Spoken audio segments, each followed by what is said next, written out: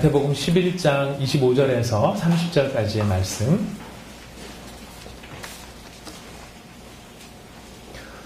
마태복음 11장 25절에서 30절까지 저와 여러분이 한 절씩 교독하도록 하겠습니다. 제가 먼저 읽도록 하겠습니다. 그때 예수께서 대답하여 이르시되 천지의 주제이신 아버지여 이것을 지혜롭고 슬기 있는 자들에게는 숨기시고 어린 아이들에게는 나타내심을 감사하나이다. 옳소이다. 이렇게 된 것이 아버지의 뜻이니이다. 내 아버지께서 모든 것을 내게 주셨으니 아버지 외에는 아들을 아는 자가 없고 아들과 또 아들의 소원대로 계시를 받는 자 외에는 아버지를 아는 자가 없느니라. 수고하고 무거운 짐진 자들아 다 내게로 오라. 내가 너희를 쉬게 하리라. 나는 마음이 온유하고 겸손하니 나의 멍에를 메고 내게 배우라. 그리하면 너희 마음이 쉼을 얻으리니 이는 내 멍에는 쉽고 내 짐은 가벼움이라 하시니라. 아멘. 살아계신 하나님은 지금도 우리 예배 가운데 임재하여 계십니다. 우리가 느끼든 느끼지 못하든 우리 하나님께서는 아니 계신 곳이 없으시고 간절히 그의 이름을 찾는 사람들을 우리 하나님은 기뻐하시며 그들이 높여드리는 주님의 찬송과 찬양을 기뻐 받으시고 그들에게 새 힘 주시기를 즐거워하시는 우리의 아버지이십니다. 우리 하나님 앞에 저희가 지금 나와서 함께 찬송하고 기도를 드리며 말씀을 이제 듣게 될 텐데요. 우리가 예배를 통하여서 우리를 향하여 가지고 계시는 하나님 아버지의 마음과 그 뜻을 헤아릴 수 있기를 원합니다. 그리고 우리가 하나님 앞에서 어떤 마음을 갖기를 원하시는지 그 뜻을 헤아려서 하나님이 기뻐하시는 사람으로 우리가 세워져 가기를 원합니다. 우리가 살다 보면은 인생에 우리가 하나님을 믿기 어렵고 하나님을 믿노라 하면서도 때때로 우리가 많은 낙심과 좌절을 경험하게 되는 것은 우리 가운데 찾아오는 우리 인생의 짐과 우리의 삶을 이끌고 가는 멍에가 있기 때문입니다. 근데 이 짐과 멍에라고 하는 것이 결코 좋은 뜻도 있지만은 많은 경우에 좋은 뜻보다는 또 좀 어려운, 우리를 좀 어렵게 하는 일들을 우리는 짐이나 멍에로 표현하는 경우가 많습니다. 나는 나 혼자 편하게 좀 살고 싶고 나 혼자 좀 즐겁게 룰루랄라 살고 싶은데 왜 인생에 내 어깨에는 내 허리에는 이런 여러 가지 짐들이 놓여져 있고 묶여져 있고 달려있는지 우리는 때때로 좌절하지 않을 수가 없습니다. 짐은 짐이라고 쳐도 멍에는 더합니다. 여러분 저는 초등학교 때 선생님한테 들은 이야기고요. 저는 경험한 바가 없습니다. 저는 소를 쳐본 경험이 없기 때문에 소를 쳐보신 선생님께서 하신 말씀이 어렸을 적에 황소를 메고 가다가 이렇게 끌고 가다가 호랑이를 만나거나 짐승을 만나면 호랑이의 꼬투레 코를 꿰고 있는 그 꼬투레를 풀어주라라고 어른들이 가르치셨다고 합니다. 이 꼬투레를 딱 풀어놓으면은 황소가 호랑이를 이기기도 하고 짐승을 이기기도 한답니다. 근데 얘가 꼬투레가 딱 끼어있는 동안에는 완전히 코에 딱 껴가지고 사람이 끄는 대로 다 끌려다닐 수밖에 없도록 그러니까 큰 힘을 가진 짐승이고 아주 우리가 통제하기 힘든 힘을 가진 짐승이지만은 그러나 그런 짐승이라 할지라도 코를 꿰거나 아니면은 그에게 멍에를 메어 놓으면은 그 큰 힘을 가진 존재가 어쩔 수 없이 끌려다니게 되는 것 바로 그것이 멍에에 담겨있는 의미가 될 것입니다. 우리가 인생을 살다 보면은 나를 자유롭게 만들지 못하는 짐과 같은 일이 있을 수 있고 나는 그렇게 하기를 원하지 않는데 나를 자꾸만 끌고 다니는 어떤 멍에와 같은 일들이 있을 수 있습니다. 성경에서는 그렇게 우리에게 짐이 되고 멍에가 되는 것들이 몇 가지가 있다고 이야기를 합니다. 우리가 오늘 성경에 나오는 이야기를 좀 찾아볼 텐데요. 여러분 성경책을 무릎 위에 펴시거나 스마트폰을 가지고 계신 분들은 어플리케이션을 실행을 시키셔서 오늘 성경책을 한 10몇 군데를 찾아볼 것 같습니다. 편안한 마음으로 여러분들 이럴 때 아니면 언제 성경을 또 늘 읽어보시겠습니까? 제가 저희 자랑이라고 생각하지 마시고요. 저의 도전이 뭔지 여러분 알고 계시죠? 네. 성경을 열심히 읽어보는 게 요즘에 저의 도전 과제입니다. 지난 6월 10일 날 창세기 시작해서요. 어제까지 해서 요한계시록까지 다 읽었습니다. 가능하더라고요. 제가 드리고자 하는 말씀은 자랑이 아닙니다. 가능하다는 걸 말씀드립니다. 불가능하지 않고 할 수 있다는 걸 말씀드립니다. 더 빨리 읽으시는 분들도 계십니다. 여러분 근데 하나님의 말씀을 가까이 하니까 그 말씀이 우리에게 힘이 됩니다. 영혼의 양식이 될 수 있고 능력이 될 수 있습니다. 밥 안 먹으면 우리 지치지 않습니까? 하루 안 먹으면 막 머리가 깨질 것 같이 아프고 이틀 안 먹으면 우리가 막 허리가 백가죽이 등가죽에 갖다 붙었다고 표현할 만큼 힘들지 않습니까? 영혼의 양식은 안 먹으면서 우리는 어쩜 이렇게 잘 사는지 모르겠습니다. 잘 사는 게 아니죠. 영혼의 양식을 안 먹으면 우리는 하나님을 제대로 믿지 못하고 늘 불평과 불만이나 아니면 탄식과 괴로움 가운데 지내게 됩니다. 하나님의 말씀을 가까이 우리가 해보는 기회를 여러분 이 기회에 삼아보십시오. 이참에 한번 열심히 찾아보시기를 바랍니다. 자, 우리한테 여러 가지 짐과 멍해가 있다고 했는데 우리를 힘들게 만들고 우리를 끌고 다니는 그런 것들이 무엇이나 성경은 첫 번째로 그것은 죄의 짐이라고 이야기합니다. 우리 시편 38편 4절 말씀을 한번 찾아보겠습니다. 시편 38편 4절 말씀.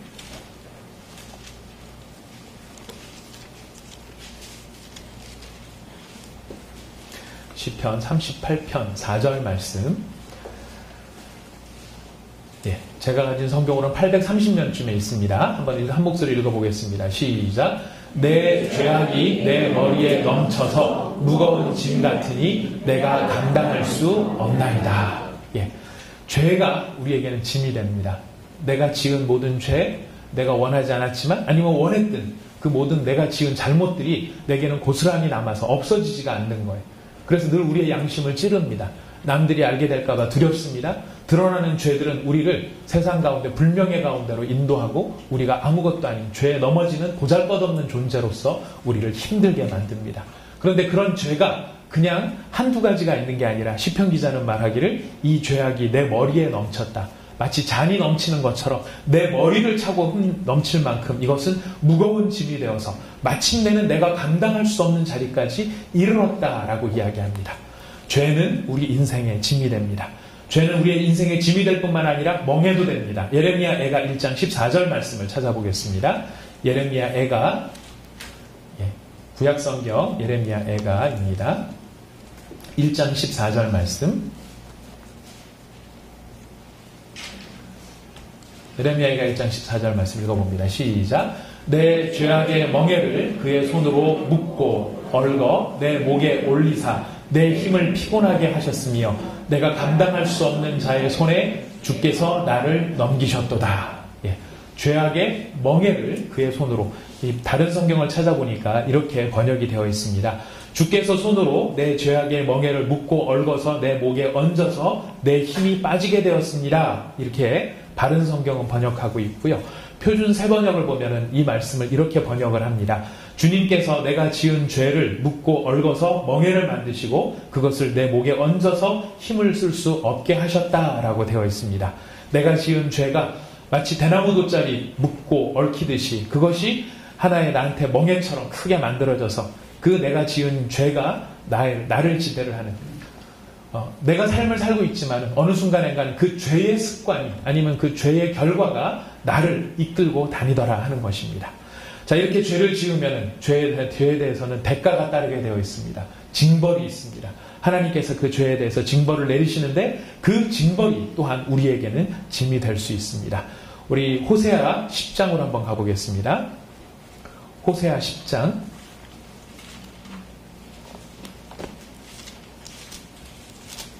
호세아 10장 9절에서 11절까지의 말씀. 호세아 10장 9절에서 11절 말씀 같이 읽어보겠습니다. 시작. 이스라엘아, 내가 기브아 시대로부터 범죄하였더니 지금까지 죄를 짓는구나. 그러니 범죄한 자손들에 대한 전쟁이 어찌 기브아에서 일어나지 않겠느냐. 내가 원하는 때에 그들을 징계하리니 그들이 두 가지 죄에 걸릴 때에 만민이 모여서 그들을 치리라. 에브라임은 마치 길들인 암소 같아서 곡식 밟기를 좋아하나 내가 그의 아름다운 목에 멍에를 메고 에브라임 위에 사람을 태우리니 유다가 밭을 갈고 야곱이 흙덩이를 깨뜨리리라. 우리 하나님께서 죄에 대해서 오래 참으시지만은 영원히 참으시는 것은 아닙니다. 그래서 그 범죄한 자손들에 대해서 하나님이 심판을 행하시는데 하나님께서 행하신 큰 심판 가운데 하나가 무엇이냐면 전쟁이었습니다. 그 전쟁으로 말미암아 이 에브라임이다, 또 유다다, 야곱이다 여러 가지 이름이 있지만 한마디로 말해서 이스라엘입니다. 하나님의 백성들이 어떻게 되느냐면은 그 죄의 멍에를 메고 고통을 당하게 된다라고 이야기를 하십니다. 또한 이 성경에 보면은 멍에뿐만 아니라 이 죄의 형벌이 우리에게 짐이 되는데 우리 시편 66편을 한번 찾아보겠습니다. 시편 66편 11절 말씀입니다. 시편 66편 11절 말씀.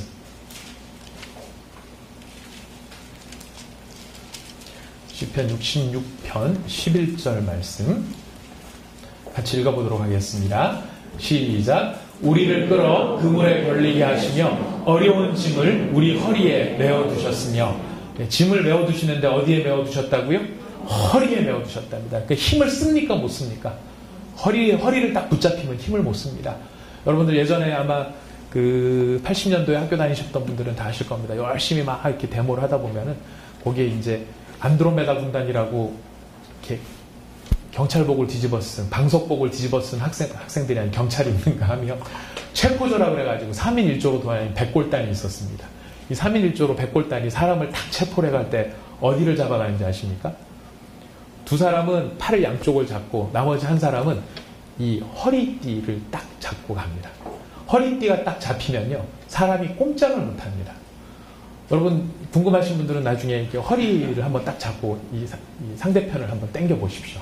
아무리 체구가 많이 나가고 체중이 많이 나가도 허리를 붙잡힌 사람은 힘을 못 씁니다.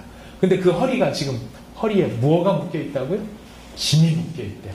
근데 그 짐이 왜 생긴 짐이냐면은 하나님 이스라엘 백성들이 하나님께 순종하지 아니하고 그를 향하여 죄를 지었기 때문에 하나님께서 그 짐을 이스라엘 백성들 허리에 묶어 두셨다라는 것입니다. 바로 이렇게 죄와 징벌이 우리에게 짐이 되기도 하지만 아이러니하게도 성경은 율법이 우리의 죄와 우리의 짐과 우리의 멍에가 될 수 있다라고 이야기를 합니다. 우리 누가복음 11장 46절을 한번 찾아가 보겠습니다. 누가복음 11장 46절입니다. 11장 누가복음 11장 46절에 있는 말씀.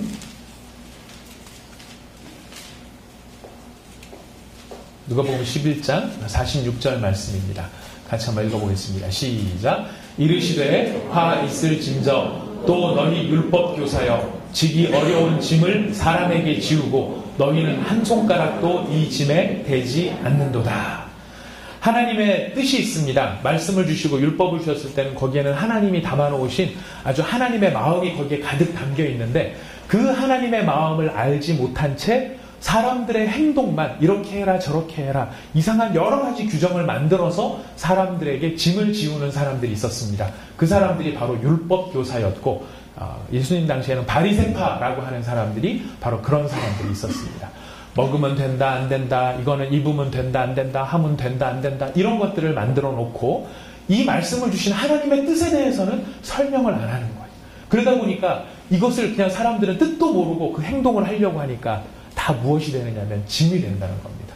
문제는 뭐냐면 이런 짐을 잔뜩 만들어서 사람들한테는 떡하니 올려놨는데 이 율법교사들은 자기들은 어떻게 한다고요? 손가락 하나 까딱 안 하더라는 겁니다. 얼마나 큰 위선자입니까? 그러다 보니까 이 율법이 사람들에게는 뭐가 됐냐면 짐이 된 거예요. 짐만 된 게 아니라 멍에도 됐습니다. 옴짝달싹하지 못하는 멍에가 됐는데요. 사도행전입니다. 사도행전 15장에 있는 말씀을 보도록 하겠습니다. 사도행전 15장. 사도행전 15장 10절 말씀.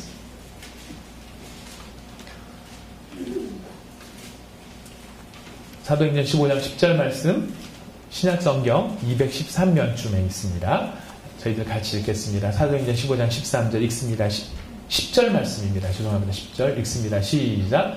그런데 지금 너희가 어찌하여 하나님을 시험하여 우리 조상과 우리도 능히 내지 못하던 멍에를 제자들의 목에 두려느냐.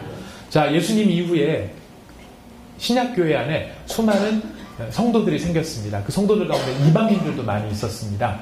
근데 원래 성도들은 누구였냐면 유대인들이었거든요. 근데 그 유대인들 가운데서 바리새파 사람들이라고 해서 율법을 열심히 지키던 사람들이 있었는데 그 사람들이 예수님을 믿고 크리스찬이 된 거예요. 근데 이 사람들이 크리스찬이 된 것까지는 좋은데 무엇에 문제가 생기냐면 이방인들이 예수님을 믿기 시작하더라는 겁니다. 근데 이 사람들이 가만히 보니까 이방인들이 예수를 믿는데 뭔가 좀 마음에 안 들어요. 뭐가 마음에 안 드는가 봤더니 이 사람들이 할례를 안 받은 거예요. 그래서 이 유대인 크리스찬들이 뭐라고 욕을 했냐면은 너희들이 아무리 예수를 믿는다 하더라도 할례는 받아야 된다. 할례를 안 받으면 너희들은 가짜다. 이렇게 주장하는 사람이 생겼다는 것입니다. 그래서 이 문제 때문에 지금 예루살렘에 모든 사도들이 모여서 긴급하게 회의를 하는 상황이 생긴 거예요. 과연 예수를 믿으면 더 이상 율법을 지켜야 되나 말아야 되나 이 문제를 놓고서 이야기를 하는 도중에 오늘 베드로 사도께서 하신 말씀이 우리가 읽은 이 본문 말씀이더라는 것입니다. 너희가 어찌하여 하나님을 시험하여 우리 조상과 우리도 능히 매지 못하던 멍에를 우리 제자들의 목에 두려고 하느냐. 그러니까 그 율법이 다 뭐가 되었다는 것입니까? 견디기 힘든 짐과 내가 어떻게 옴짝달싹 못하도록 만드는 멍에가 되었다는 것입니다. 근데 이런 것이 짐과 멍에가 전부가 아니라 이제 사실 근본적으로는 고린도후서 5장 4절을 가보면 이런 대목이 나타납니다. 고린도후서 5장 4절 말씀. 고린도후서는 고린도전서 뒤에 있습니다. 고린도전서는 고린도후서 앞에 있습니다. 고린도후서 5장 4절 말씀. 예, 고린도후서 5장 4절 읽어봅니다. 시작. 참으로 이 장막에 있는 우리가 짐진 것 같이 탄식하는 것은 벗고자 함이 아니요 오히려 덧입고자 함이니 죽을 것이 생명의 삼킨 바 되게 하려 함이라. 예, 많은 어른들께서 이런 얘기합니다. 죽어야지. 뭐 요새 어른들만 얘기하는 게 아니고 젊은이들도 얘기합니다. 죽어야지. 뭐 좋은 일 때문에 그렇습니까? 나쁜 일 때문에 아니면 자기가 견디기 힘든 일들 때문에 그렇습니다. 견디기 힘든 일들 때문에 죽어야지 하는데 그 견디기 힘든 일들이 다 인생에는 짐이 되고 멍해가 되고 고난이 되기 때문에 그렇습니다. 사도 바울이 이야기합니다. 이 장막에 있는 우리가, 이 장막은 무슨 장막을 뭐를 의미하냐면은 육체로 살고 있는 우리라는 뜻이에요. 우리가 육체 안에 있기 때문에 육체라고 하는 장막을 지고 우리가 살아가는데 우리가 그 안에서 짐을 진 것 같이 탄식하고 있다. 너무 인생이 괴롭고 힘들어서. 그런데 중요한 것은 내가 죽는 게 중요한 게 아니라 내가 이 죽음을, 이 생명을 끝을 내고 이 모든 고생을 끝나는 게 중요한 게 아니라 하나님의 은혜의 생명 안에 내가 사로잡히는 것이 더 중요한 것이다. 그러니까 죽는 게 중요한 게 아니라 생명이 내게 합쳐져서 부활의 능력을 갖는 것이 더 중요한 것이다. 이렇게 이야기를 합니다. 그런데 그 부활의 능력을 우리에게 요구하는 바로 그 현재의 상황은 어떠냐? 짐을 지고 살아가는 육체의 모든 삶이 바로 짐과 같은 인생이더라 하는 것입니다. 바로 이것이 우리가 지고 있는 모든 짐과 멍에의 실체이죠. 우리의 삶에 한숨이 나고 우리가 괴롭고 어디를 돌아보더라도 마음 편한 곳이 없고 우리를 힘들게 만드는 이 짐과 멍에에 대하여, 그러나 성경은 우리가 그 짐과 멍에를 지속적으로 지는 것을 원하지 않는다라고 이야기합니다. 하나님이 우리에게 원하시는 바는 우리가 그런 짐과 멍에에 갇혀서 어찌할 바를 모르고 괴롭게 사는 것을 우리 하나님이 기뻐하시지 않더라는 것입니다. 우리 하나님이 기뻐하시는 것은 바로 그 짐과 멍에를 끌어주는 것입니다. 죄의 짐, 우리가 견딜 수 없는, 우리가 저질러 놓고 우리가 어떻게 하지를 못해서 수습할 수 없는 것, 아무리 후회를 해도 시간을 돌이켜서 그것을 없게 하지 못하는 그런 죄의 짐들, 과거의 짐은 과거의 죄라고 하지만 문제는 무엇입니까? 현재도 여전히 그런 죄로부터 자유롭지 않더라는 것입니다. 다시는 안 해야지. 절대로 안 해야지. 한 번만 하고 안 해야지. 이번 한 번만 하고 안 해야지로 바뀌는 바로 그런 우리의 잘못된 죄의 모든 모습들, 그리고 그 죄로 말미암아 받을 수밖에 없는 그런 벌들에 대하여 우리 주님께서는 선포하십니다. 우리 나훔을 한번 찾아보겠습니다. 나훔 1장 13절 말씀. 나훔은 또 어디 있는 거래? 네, 구약 성경에 있습니다.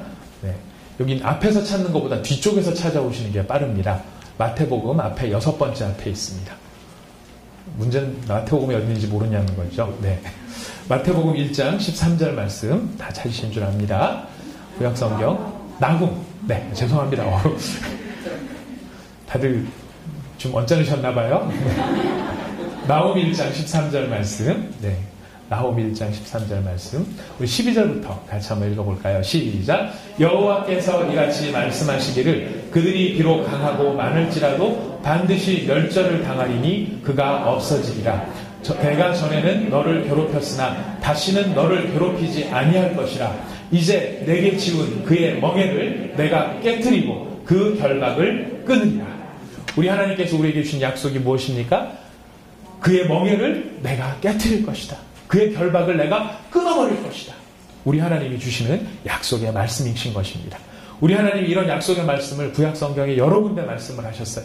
심판과 벌을 받는 와중에 있는 그 괴로운 이스라엘 백성을 향해서 우리 이사야서를 한번 찾아보겠습니다. 이사야서 10장 27절 말씀. 이사야 10장 27절 말씀.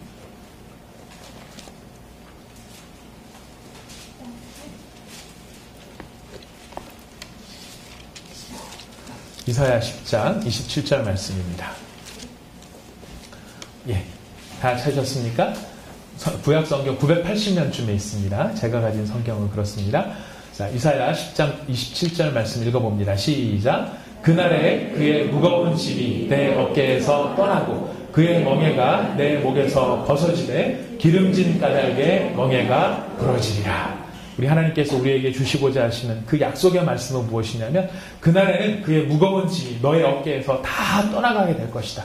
그리고 너의 목을 채우고 있는 그 멍에가 너의 멍에가 다 끊어지고야 말 것이다. 우리에게 이런 약속을 해주고 계시는 것입니다. 아까 우리가 생각해 봤을 때 율법의 짐이 있었다고 그랬죠. 하나님께서는 이 율법의 짐도 우리에게서 벗기기를 원하십니다. 우리 갈라디아서 5장 1절 말씀 찾아봅니다. 갈라디아서 5장 1절 말씀.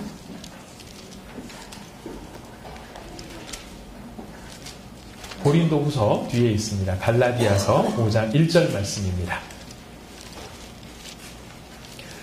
갈라디아서 5장 1절 말씀 같이 읽겠습니다. 갈라디아서 5장 1절 시작. 그리스도께서 우리를 자유롭게 하려고 자유를 주셨으니 그러므로 굳건하게 서서 다시는 종의 멍에를 매지 말라. 자, 우리를 자유롭게 하셨는데 무엇으로부터 자유롭게 하신 걸까요? 율법의 요구로부터 우리를 자유롭게 하신 거예요.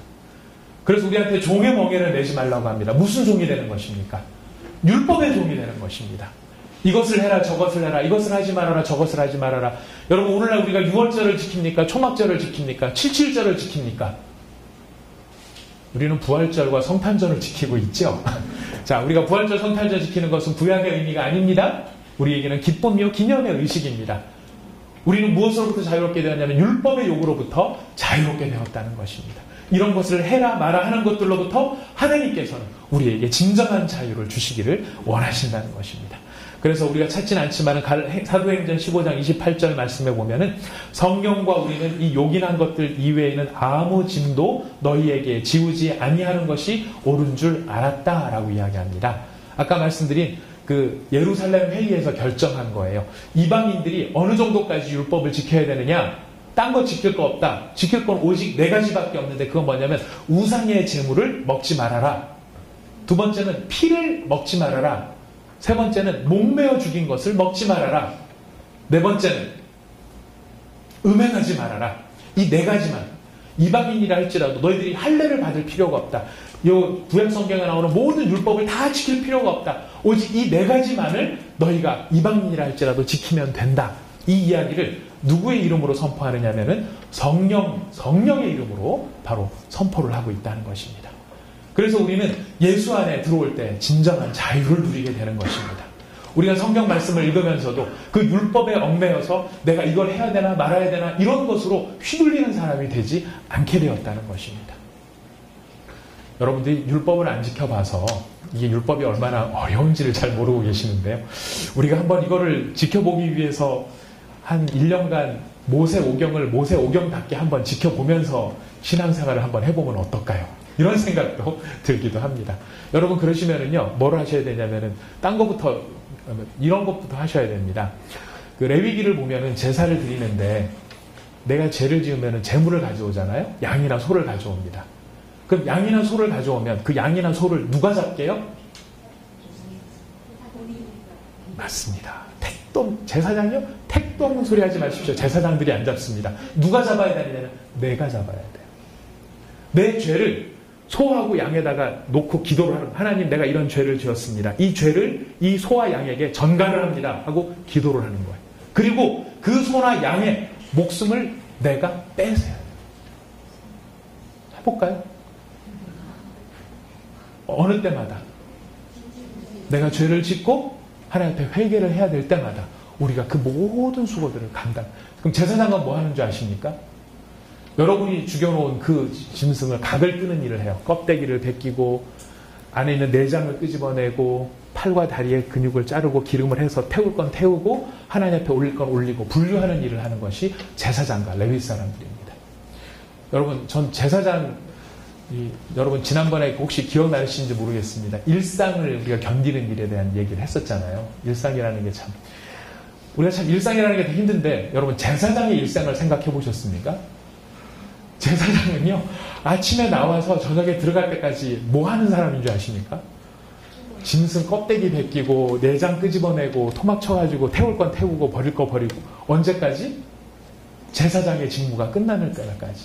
날마다 맡아야 되는 게 짐승의 피냄새를 맡아야 돼요. 날마다 해야 되는 일이 그 가죽을 태우는 일들을 해야 돼요. 죄가 얼마나 무서운지를 온몸으로 경험을 하면서 겪어내는 사람들이 바로 이 제사장들이 하는 일들인 것입니다. 근데 하나님이 바로 그런 일들로부터 우리를 자유케 하셨다는 것입니다. 누구든지 예수 안에 나오면, 누구든지 예수 앞에 나오면, 누구든지 예수를 믿는 자가 된다면 더 이상 우리가 이러한 일들로 인한 모든 짐과 멍에를 지지 않아도 된다라고 하는 것이 성경의 가르치는 것입니다. 그 안에서 우리가 자유를 누립니다. 이 모든 것을 포함해서 하나님께서는 우리에게 이런 큰 놀라운 선포들을 우리에게 주시죠.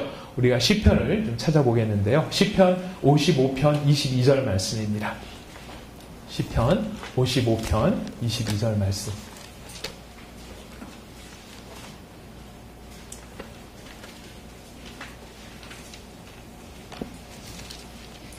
시편 55편 22절 말씀입니다. 혹시 리모컨 가지고 계신 분 에어컨 조금만 약하게 해주시면 고맙겠습니다. 시편 55편 22절 말씀 읽습니다. 시작. 내 짐을 여호와께 맡기라. 그가 너를 붙드시고 의인의 요동함을 영원히 허락하지 아니하시리로다. 우리 다시 한번 읽습니다. 시작. 내 짐을 여호와께 맡기라. 그가 너를 붙드시고 의인의 요동함을 영원히 허락하지 아니하시리로다. 자, 우리의 모든 짐을 누구에게 맡기라고요? 여호와께 맡기랍니다. 여호와께 맡기면은 어떤 일이 벌어지느냐? 시편 68편 19절입니다. 시편 68편 19절 말씀입니다. 우리의 모든 짐을 여호와께 맡길 때 우리에게 어떤 일이 벌어지는가? 우리 시편 68편 19절 말씀을 같이 읽어봅니다. 시작. 날마다 우리 짐을 지시는 주 곧 우리의 구원이신 하나님을 찬송할지로다. 우리 하나님 우리에게 무엇을 약속해주고 계십니까? 모든 짐을 여호와께 맡기라 이렇게 선언하신 하나님께서 우리가 그 모든 짐을 여호와께 맡기게 되면 어떻게 하시겠다고 약속하십니까? 네, 날마다 우리 짐을 져주시겠다라고 약속하고 계시는 것입니다. 그래서 우리가 누구 앞에 나가는 겁니까? 예수 그리스도 앞에. 예수 그리스도를 통하여 하나님 앞에 나가는 이유가 어디에 있습니까? 내가 감당하기를 원하고 내가 지기를 원하였지만 내가 결코 질 수 없었던 이 모든 삶의 짐들과 멍에들을 깨트려 주시는 분이 바로 예수 그리스도이시기 때문에 우리는 그 앞에 나가면 자유를 얻게 되고, 우리는 그 앞에 나가면 쉼을 얻게 되고, 우리는 그 앞에 나가면 우리를 얽어매고 있는 모든 죄의 권세로부터 우리는 노임을 받게 된다는 것입니다. 견딜 수 없어서 힘든 인생의 짐들, 내가 그렇게 하고 싶지 않지만 그렇게 할 수밖에 없도록 나를 끌어당기고 있는 그 모든 멍에들이, 그 모든 권세들이 예수의 이름으로 깨어지게 된다는 것입니다. 사랑하는 믿음의 형제자매 여러분, 여러분들께서 지금 지고 있는 마음에 여러 가지 짐과 수고하는 것들이 있나요? 그 모든 짐과 멍에들을 무엇으로 깨트리기를 원하십니까? 어떻게 노임받을 수가 있겠습니까? 우리가 헌신하고 노력하고 애쓰는 일들이 때때로 우리가 그 모든 것들을 이길 것처럼 우리가 마음에 한번 힘을 내보자, 으쌰해보자. 지하철에 보니까 이런 게 붙어 있더라고요. 청년들에게 힘내라고 하지 마십시오. 힘을 주십시오. 이렇게 써붙여 놨더라고요. 예, 오죽 많이 속았으면 그랬겠습니까? 예, 힘내십시오. 힘내십시오. 이게 필요 없죠. 힘을 달라는 거죠. 살 길을 열어달라는 거죠. 우리 인생도 마찬가지입니다. 여러분들한테 여러분 힘내십시오 라고 얘기한다고 제가 여러분들을 위해서 해줄 수 있는 게 없습니다. 우리는 어디서 힘을 얻을 수 있을까요? 우리는 어떻게 하면 힘을 얻을 수 있을까요? 방법은 하나밖에 없습니다. 예수 그리스도 앞으로 나가는 방법밖에는 없다는 것입니다. 그래서 오늘 우리의 본문 말씀은 뭐라고 이야기합니까? 우리가 이 모든 구절을 읽은 것은 오늘 우리의 본문 말씀을 좀 더 잘 이해하기 위해서 읽은 것입니다. 우리 마태복음 11장 28절 말씀에 예수님께서는 이렇게 말씀하고 계십니다. 우리 같이 한번 읽어볼까요? 시작. 수고하고 무거운 짐, 여러분 아직 다 못 찾으셨군요. 죄송합니다. 마태복음 11장 28절. 예, 한번 다 찾아보십시오. 마태복음 11장 28절 말씀. 마태복음 11장 28절 말씀 읽어봅니다. 시작. 수고하고 무거운 짐진 자들아 다 내게로 오라. 내가 너희를 쉬게 하리라. 29절 읽을까요? 나는 마음이 온유하고 겸손하니 나의 멍에를 메고 내게 배우라. 그리하면 너희 마음이 쉼을 얻으리니. 네, 30절 이는 내 멍에는 쉽고 내 짐은 가벼우니라 하시니라. 아멘. 우리 예수님께서는 수고하고 무거운 짐진 자들아 다 내게로 오라고 이야기를 하십니다. 예수님께서 그렇게 말씀하신 가장 중요한 이유는 바로 사람이 감당할 수 없는 짐과 멍에를 우리 주님께서 다 날마다 우리의 짐을 져주시는 하나님께서, 내가 어떻게 할 수 없는 그 모든 것들을 감당해 주시기로 약속하신 하나님께서 그 모든 짐을 져주시기 때문에 그 약속의 말씀을 근거로 해서 예수님께서는 수고하고 무거운 짐진 자들아 다 내게 오라고 말씀하고 계신 것입니다. 사랑하는 믿음의 형제자매 여러분, 우리의 모든 짐과 멍에를 가지고 주님 앞에 나가 주님이 주시는 자유와 주님이 주시는 기쁨을 여러분의 것으로 소유하시는 은혜를, 축복을 여러분들이 마음껏 받으시기를 바라겠습니다. 우리가 그 가운데서도 한 가지 그럼에도 불구하고 해결이 안 되는 게 있습니다. 근데 짐과 멍에를 주님이 다 해결해 주시는 것은 제가 알겠는데, 그래서 이런 율법으로부터 자유함을 얻고 내가 하나님 앞에 죄로부터 자유함을 얻은 것은 알겠는데, 여러분 그것을 알았다는 사실이 우리 삶에 다가오는 여러 가지 또 다른 짐들로부터 우리를 자유롭게 해주지는 않는 것 같다는 거예요. 무슨 말이냐면 내가 이해할 수 없는 또 다른 환난이 있을 수 있습니다. 내가 생각할 수 없는 또 다른 곤란이 있을 수 있습니다. 어떤 사람은 내가 열심히 노력을 했어요.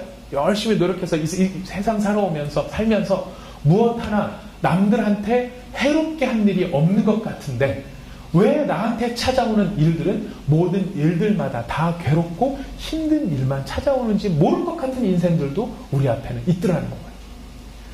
내가 우리 부모님 열심히 잘 섬기고 정말 사랑하는 마음으로 우리 가족들 잘 돌봤는데, 그리고 사랑하는 남자를 만나 그 남자가 내 마음에 들고 우리가 서로 사랑하는 것 같아서 결혼을 했어요. 결혼을 하고 봤더니 그 집안에 병들어 누워 계신 아버님, 성격이 벼락 같고 불같으신 시어머니, 거기에 딸려있는 9명의 식구들, 시동생들이 나만 바라보고 쳐다보이는 그 인생. 그래서 결혼한 첫날 신혼여행 갔다 온 3일 제외해놓고 내가 나머지 40년을 사는 동안에 마음 편히 하루도 살아보지 못한 인생. 여러분 그런 인생 들어보셨죠? 그런 인생 남의 인생이라 편하십니까? 자, 그런 인생을 딱 느껴보면은 제일 먼저 나오는 말, 참, 저 사람 힘들겠다. 저 사람 참 억울하겠다. 이런 생각이 우리 가운데 들 수 있습니다. 이게 너무 제가 크게 얘기를 해서 그런지 모르겠습니다. 그러나 우리의 인생 가운데 보면은요, 크고 작든 가운데 우리한테는 다 이런 이해할 수 없는 짐들이 찾아오는 일이 꼭 있다는 것입니다. 내가 뭘 잘못해서 우리 집이 사업이 망합니까? 내가 뭘 잘못해서 내 자녀들한테 힘든 일이 벌어집니까? 내가 무언가를 하나님 앞에서 뭔가를 잘못했기 때문에 이런 이해할 수 없는 정말 어려운 짐들이 우리에게 찾아오는 것입니까? 그것은 우리가 어떻게 해결을 해야 되는 것일까요? 분명히 하나님께서는 날마다 나의 짐을 져주신다고 약속하셨고, 누구든지 하나님 앞에 나오면 너의 짐을 여호와께 맡기라. 그리하면 그가 너의 짐을 져주시리라 말씀하시고 모든 짐을 져주시겠다고 하셨는데, 왜 내 인생에는 하나같이 그런 짐들이 풀려지는 것 같이 않게 느껴지느냐 하는 것입니다. 오늘 그런 부분에 대하여 우리 예수님께서 이야기하십니다. 수고하고 무거운 짐진 자들아 다 내게로 오라. 내가 너희를 쉬게 하리라. 우리한테 참 은혜가 되는 말씀이지만 한편으로는 내가 갔는데 왜 나는 쉼이 없나요? 어디서 뻥을 이런 느낌이 우리한테 찾아올 수도 있더라는 거예요. 그럼 오늘 본문 말씀 여러분 가만히 보시면은요, 우리를 사실 또 당황스럽게 만드는 본문 말씀이 사실 이 본문 말씀이에요. 왜 당황스러운지 아십니까? 구약에서는 여호와께 네 짐을 맡기라, 그리고 날마다 우리의 짐을 져주시는 하나님 이렇게 써놨는데, 예수님은 뭐라고 말씀하시냐면 수고하고 무거운 짐진 자들아 다 내게로 오라. 내가 너희를 쉬게 하리라. 그랬으면 다음에 뭐가 와야 돼요? 내가 너희의 모든 짐을 다 해결해 주리라, 져주리라, 너희 모든 짐들을 다 없애주리라, 이게 나와야 되는데 여러분 눈 씻고 찾아봐도 그런 말씀은 이 본문에 없더라는 거예요. 뭐라고 써 있습니까? 오히려 이렇게 써 있습니다. 나는 마음이 온유하고 겸손하니 나의 멍에를 메고 내게 배우라. 그리하면 너희 마음이 쉼을 얻을 것이다. 짐을 없애준다는 말씀은 안 계시고요. 뭐만 약속하고 있는지 아십니까? 마음에 쉼을 주리라는 약속을 하고 계세요. 마음의 쉼을 얻으리라. 여러분 굉장히 잘 읽어보셔야 되는 대목이에요. 짐은 없어지지 않습니다. 뭐가 생기는 것입니까? 쉼이 생기는 것입니다. 이 쉼을 어떻게 얻는다고 되어 있습니까? 예수님께서 짐을 대신 져주기 때문에 우리가 쉼을 얻는다고 되어 있습니까? 이분은 더 독하신 분이세요. 한술 더 뜨세요. 뭐라고 말씀하시냐? 나의 멍에를 메고 내게 배우라. 예수님이 지셨던 멍에를 메고 예수님께 배워야 우리가 쉼을 얻는답니다.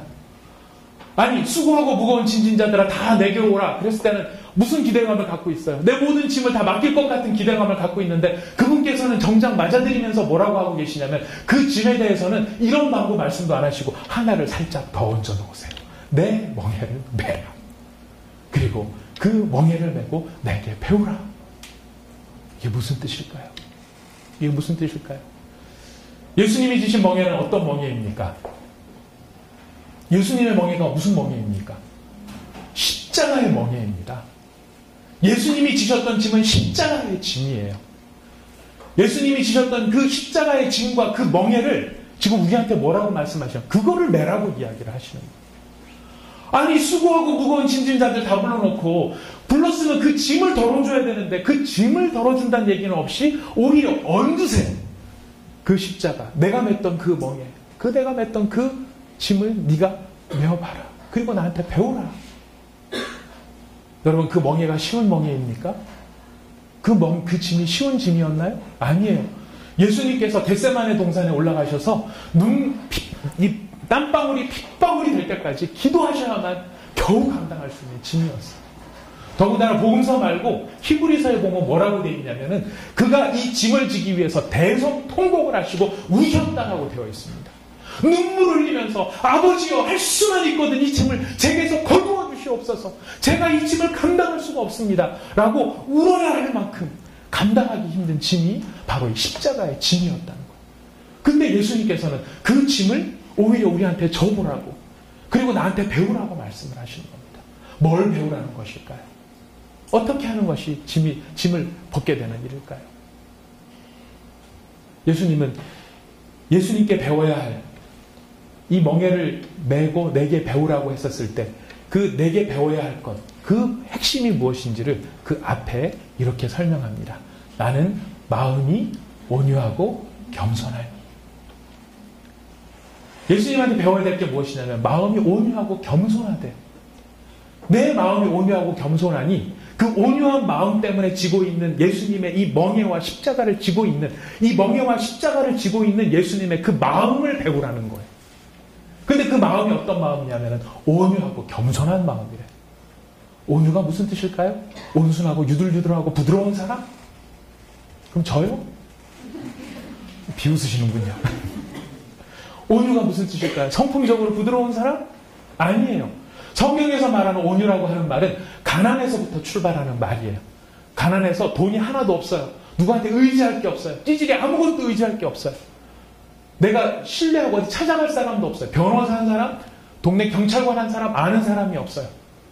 내가 돈도 권력도 의지할 게 없다면 뭐밖에는 의지할 게 없는 사람입니까? 하나님밖에는 바라볼 게 없는 사람. 그게 가난한 사람. 돈 있는 사람 하나님 의지 안 합니다. 돈 있는 사람 돈 의지합니다. 빽 있는 사람 빽 의지합니다. 문제 생기면 기도부터 합니까? 아니요. 아는 사람부터 찾습니다. 내가 가진 게 있다고 생각합니다. 그러나 내가 가진 게 아무것도 없는 사람은 누구한테 나갈 수밖에 없어요. 하나님한테 나갈 수밖에 없어요. 그래서 가난한 사람은 뭐가 되느냐면 겸손한 사람이 돼요. 성경에 똑같은 단어예요. 가난과 겸손, 온유 이게 전부 다 한 단어예요. 히브리 말로는 한 가지 단어예요. 가난하기 때문에 의지할 게 없고 의지할 게 없으니까 하나님밖에 찾지 못하는 겸손함이 되고 하나님만을 바라보는 그 상태 그게 바로 온유한 상태. 그래서 마태복음에 보면 8복이 나오죠. 예수님이 복 주시기로 한 8가지 복이 있어요. 그 중에 온유한 자는 뭘 받습니까? 상으로. 할렐루야. 1부 때는 못 맞추셨어요. 온유한 자는 복이 있나니 무엇을 기업으로 받는다고요?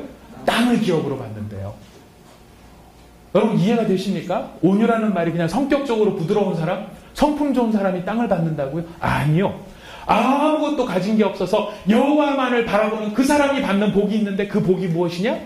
바로 땅을 기업으로 받게 된다는 거예요. 아무것도 없는 자에게 땅을 주시겠다는 약속이 되는 것입니다. 이 얘기가 무슨 뜻일까요? 온유하다. 나는 지금 예수님 말씀, 나는 마음이 온유하다. 지금 예수님은 자기가 누구만 바라보고 있다는 걸 얘기하는 것입니까? 하나님만을 바라보고 있다. 나는 하나님만을 갈망하고 있다. 우리 예배 드릴 때마다 제가 항상 처음 읽는 우리의 예배의 인트로에 나오는 시편의 고백입니다. 하나님이여 사슴이 시냇물을 찾기에 갈급한같이 내 영혼이 주를 찾기에 갈급하나이다. 목이 말라 고통당하는 사슴이 온 정성을 다하여 어디 물 없나 뛰어다니면서 물을 찾는 그 간절한 심정으로 내 영혼이 누구를 찾는다는 것입니까? 하나님을 찾는다는 것입니다. 하나님 어디 계십니까? 이 모든 상황에 하나님 어디 계십니까? 이 모든 형편에 도대체 하나님 어디 계십니까? 계시면 응답해 주십시오. 이렇게 부르짖는 사모하는 마음, 이것을 성경에서는 온유라고 이야기하는 것입니다. 나는 이렇게 하나님을 갈망하고 있다. 겸손은 뭘까요? 예수님께서 다른 성경에 이렇게 말씀하셨습니다. 누구든지 나를 따라오려거든 자기를 부인하고 자기 십자가를 지고 나를 쫓을 것이니라. 성경이 말하는, 예수님이 말하는 겸손은 무엇이냐면 주여 내 뜻대로 마옵시고 아버지의 원대로 되기를 원하나이다. 나의 나됨을 부정하는 그것이 바로 겸손의 모습이라고 이야기합니다. 예수님께서는 하나님을 갈망하고 하나님을 찾으며 하나님 그러나 내 원대로 마옵시고 아버지의 원대로 되기를 원합니다 라고 지금 하나님을 찾고 있다는 거예요. 바로 그런 심정으로 그 십자가를 내고 있대요. 근데 그 십자가가 지금 예수님의 평가는 뭐냐면 내 멍에는 쉽고 내 짐은 가볍다고 얘기를 하고 있어요. 어떻게 이런 경지에 이르를 수 있나? 이게 무슨 뜻일까? 여러분, 짐은 우리만 지는 게 아니에요. 성경에 보면은 이분도 짐을 지고 있다는 분이 계세요. 누군지 아십니까? 우리 한번 성경을 찾아보겠습니다. 이사야입니다. 이분도 짐을 지고 있는데 내가 그 짐을 지기에 너무 힘들다라고 말씀하시는 구절이 있어요. 이사야 1장입니다.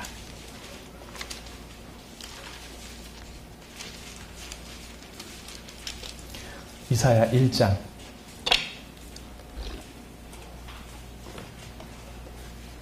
1절, 10절부터 한번 저희가 14절까지 한번 읽어보겠습니다. 자, 읽겠습니다. 1장 10절부터 읽어봅니다. 시작. 너희 소돔의 관원들아 여호와의 말씀을 들을지어다. 너희 고모라의 백성아 우리 하나님의 법에 귀를 기울일지어다. 여호와께서 말씀하시되 너희의 무수한 재물이 내게 무엇이 유익하뇨?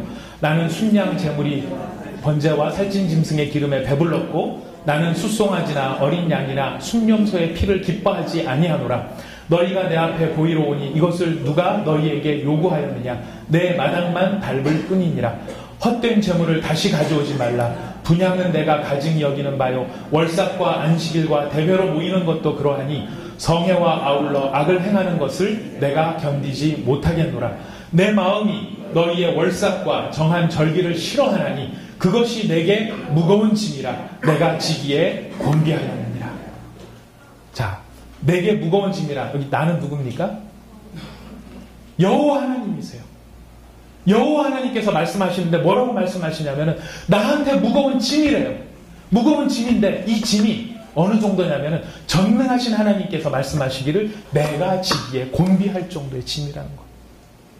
너희들이 갖고 오는 제사와 제물이 나는 너무나 지기 힘든 짐이 되었다. 왜? 왜 그럴까요? 이유는 하나입니다. 위선과 간사하기 때문에. 인간, 그 제사를 바치는 인간이 위선적인 인간이고 간사한 인간입니다. 겉으로는 나와서 하나님을 찾고 그 입술로는 여호와를 부르짖지만 그 마음속에는 전혀 하나님을 사랑하지 않고 어떻게 하면 이 하나님을 이용해서 내한테 편한 것들을, 내한테 필요한 것들을 얻어낼 것인가? 그것만을 궁리하고 있는 그 위선적인 인간. 간사함이라는 건 속과 겉이 틀린 것입니다. 하나님 사랑합니다 말하지만은 나한테 당장 조금이라도 내 마음에 맞지 않는 것들이 생기면 하나님 어디 계십니까? 손 뻥이시군요. 저를 사랑하신다고요? 증거를 보여주십시오. 어떻게 나한테 욕을 하는 저런 인간들은 살아있고 왜 나는 잘해주고 모든 것 다 열심히 해주고 시집와서 지금까지 단 한 번도 허리 못 펴고 살아가는 이게 무슨 공의의 하나님이고 정의의 하나님입니까? 말하는 바로 그런 인간들의 간사함과 위선적인 것에 대하여 우리 하나님은 참 내가 그거 감당하기 힘든 짐이다 라고 이야기하십니다. 그런데 그 짐을 지금 누가 지시는 겁니까? 예수 그리스도께서 지시는 겁니다. 내가 짓지도 않은 죄에 대해서 내가 경험하지 않았던 그 일들에 대해서 지금 예수님은 자기가 멍에로서 지고 계시는 거예요. 그런데 그 멍에로 지고 계시는 짐을 가볍다라고 말씀하시는데 무슨 뜻일까요? 가볍다라고 말씀. 온유하고 겸손하기 때문에 이 멍에는 가볍다라고 하는 그 말의 핵심은 무엇이냐면 내가 지는 이 짐이 억울한 짐이 아니라는 거예요. 우리가 모든 시험이나 모든 짐이나 모든 멍에가 괴로운 이유는 어디에 있냐면 내가 당하는 이 일이 억울하다는 것입니다. 내가 당하지 않아야 될 걸 당했다는 것입니다. 여러분 억울한 돈은요 100원도 아까운 거예요. 억울하지 않은 돈은 몇 백억을 줘도 내가 정당하게 쓴다 그러면 억울하지 않은 거예요. 당당한 거예요. 줄 수 있는 거예요. 그러나 내가 여러분 단돈 10,000원이라도 사기를 통해서 잃었다고 생각해 보십시오. 그거 감당할 수 없습니다. 우리가 인생의 짐을 지고 우리가 삶을 살아가는데 힘든 이유가 어디냐면 내가 당하는 이 모든 일이 다 내가 안 당해야 되는데 내가 왜 당하는 것이냐는 겁니다. 억울하다는 겁니다. 내가 왜 욕을 먹어야 되는 것이냐는 겁니다. 근데 주님은 뭐라고 말씀하시냐면 수고하고 무거운 모든 짐진자들아 다 내게로 와서 내게 배우는데 뭘 배워야 되느냐면 나는 내가 이 십자가를 지고 이 모든 고난을 겪는 이 일을 억울해하지 않았다. 나한테 잘못이 없는 일이었음에도 불구하고 내가 이것을 원통하다고 생각해 본 적이 없다. 왜? 나는 하나님을 갈망하고 그를 신뢰하고 있기 때문에 그분이 행하시는 이 모든 일 가운데 이 일이 합력하여 반드시 선을 이루고야 말게끔 만드는 그분의 섭리가 있다는 것을 나는 신뢰하고 있기 때문이다. 왜 내가 눈물을 흘려야 되고 내가 왜 한숨을 흘려야 내가 잠을 못 자야 되고 내가 번뇌해야 되고 불안해야 되고 이 모든 일들을 억울합니다. 이게 우리의 인생의 짐과 멍해가 될 수 있는 일들입니다. 그러나 주님은 우리를 부르셔서 배우라고 하십니다. 그래서 우리가 성도로 살아간다는 것, 우리가 거룩한 성도로 살아간다는 것은 바로 예수님의 이 온유하고 겸손한 마음을 우리는 배워가는 것이고 알아가는 것이고 깨달아가는 것이 우리 신앙의 성장인 것입니다. 사랑하는 형제자매 여러분, 우리 하나님께서는 반드시 우리에게 우리의 모든 짐을 져주시겠다고 약속하셨고 우리에게 모든 짐을 맡기라고 이야기를 하고 계시는 자비의 하나님이십니다. 반드시 그렇게 그 일을 이루실 것입니다. 동시에 우리 하나님께서는 너희가 짊어지고 있는 그 짐을 내가 다 지겠지만 그러나 그 짐에 담겨있는 모든 의미들이 무엇인지를 너희가 깨달아 아는 온유와 겸손함을 내가 갖기를 원한다는 주님의 음성을 우리는 들어야 할 것입니다. 앞으로 살아가면서 우리 앞에 어떤 일이 있을지 모르지만 여러분 그 일이 닥쳐질 때 여러분이 원하지 않는 억울한 일을 여러분들이 경험하게 될 때 성령님께서 오늘 우리가 나누게 하셨던 이 말씀이 여러분에게 기억나게 하여 주시기를 저는 기도하고 있습니다. 소원합니다. 우리한테 억울한 듯 보이는 그 일이 하나님의 의를 이루는 일이 될 수 있다는 것, 하나님의 선을 이루는 일이 될 수 있다는 것을 우리가 신뢰하며 주님 앞에 나가는 모든 믿음의 사람들 다 되실 수 있기를 부탁드리겠습니다. 우리 잠깐 기도하겠습니다.